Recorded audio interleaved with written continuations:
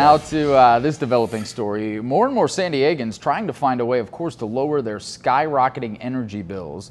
And that has them looking for an alternative. Some people think it's time SDG&E has local competition.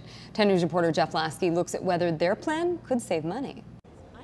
These folks are outraged over high power bills, and they say it's about time that San Diego gets another choice for energy. At the restaurant, we're completely stuck with SDG&E. We can't put solar panels on the roof, so we have no choice but to pay whatever SDG&E charges. Scott Borden owns the Uptown Tavern in Hillcrest. We're open on weekends for brunch, thank you.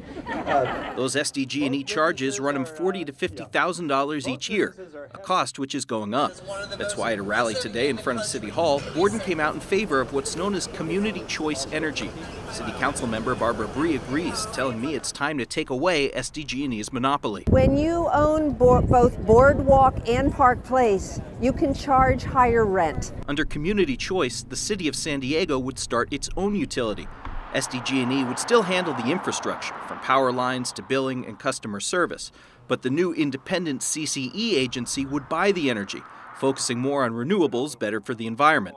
Not everyone is on board. What we don't want to do is jeopardize the city's financial future. Tony Manilatis is a spokesperson for a group called the Clear the Air Coalition, which gets funding from SDG&E's parent company.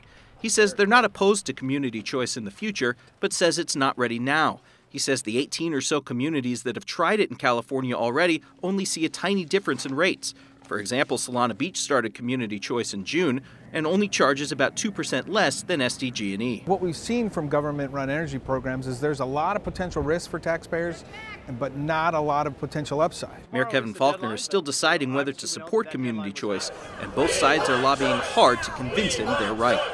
We want choice! Downtown, Jeff Lasky, 10 News. The city of San Diego has been studying this issue, but Councilmember Bree says the next step is for Mayor Faulconer to bring the plan to the City Council. The mayor's office tells 10 News he expects to make a decision by the end of this year.